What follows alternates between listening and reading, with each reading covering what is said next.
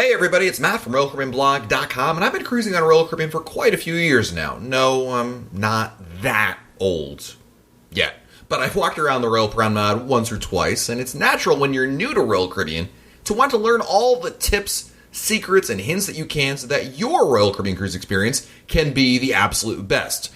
These tried and true strategies are something many Royal Caribbean fans have come to learn after taking many cruises over the years. I've certainly come up with my own list of tips and tricks that I've learned from other cruising experts who have collectively cruised for way more than I ever could. If you're new to Royal Caribbean, here are some tips and must-dos that Royal Caribbean pros know about taking a cruise, and you should too.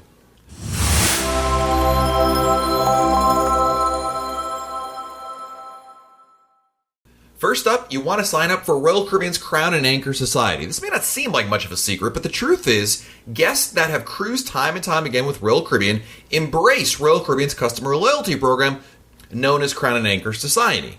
Essentially, Crown and Anchor Society rewards guests for taking multiple Royal Caribbean cruises with special discounts on board, priority embarkation and check-in, offers on upcoming cruises, and even exclusive events. There's no cost to join Crown and Anchor Society, and the discounts you receive on board alone are worth signing up for.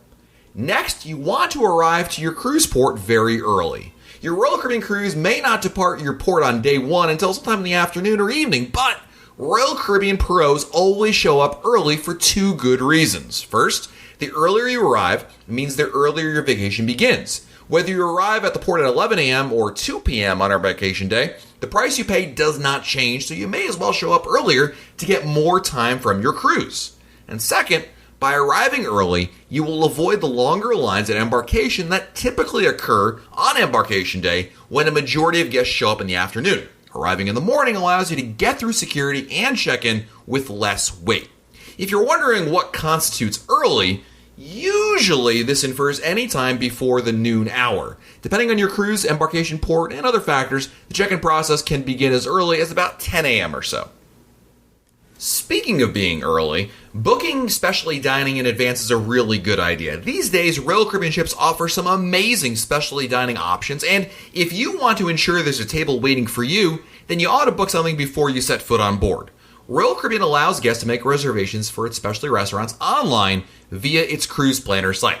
By making reservations online, you will guarantee yourself not just a table, but the day and time that fits your schedule exactly. This is especially important on formal nights or holidays when many other guests wish to do something special and usually opt for a specialty restaurant.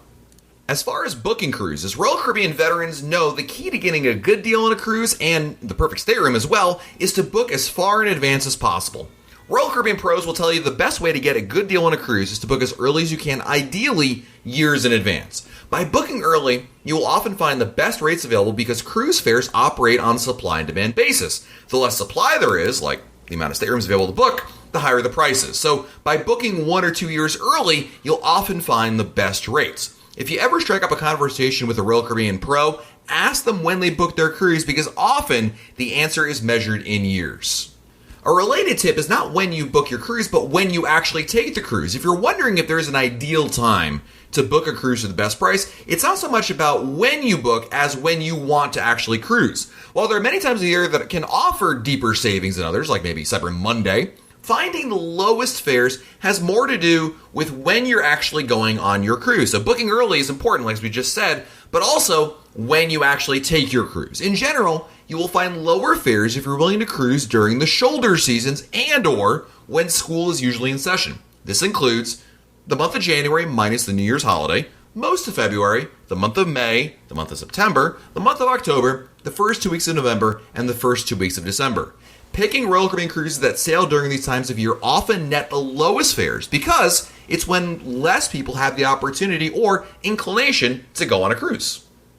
Here's another big tip that I love to share. Read old cruise compasses to know what to expect. So you just pick the perfect Royal Caribbean cruise for you and your family. It sounds like it'll be a blast, but you might be wondering what events, activities, and specials may be offered on your cruise.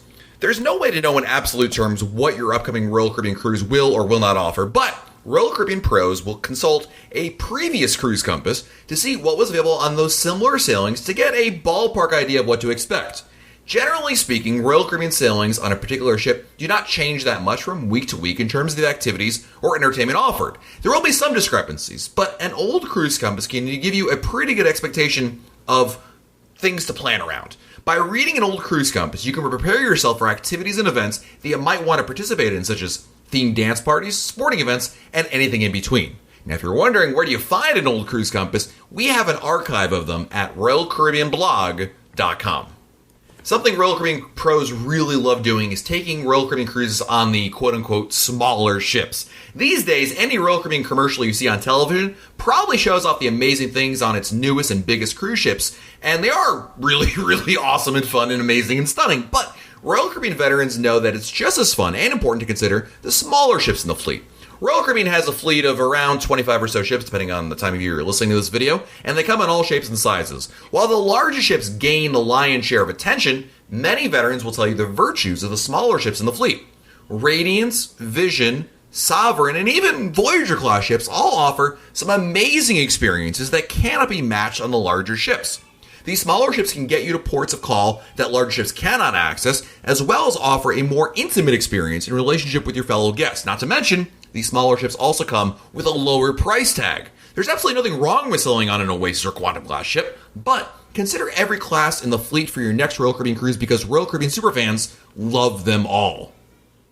Next up, use a travel agent. Whether this is your first cruise or you've cruised a ton, I always recommend using a travel agent. Simply put, travel agents work to make your vacation planning easier on you, and they are paid by the cruise line, not you, for your business. You literally have nothing to lose by using a good travel agent.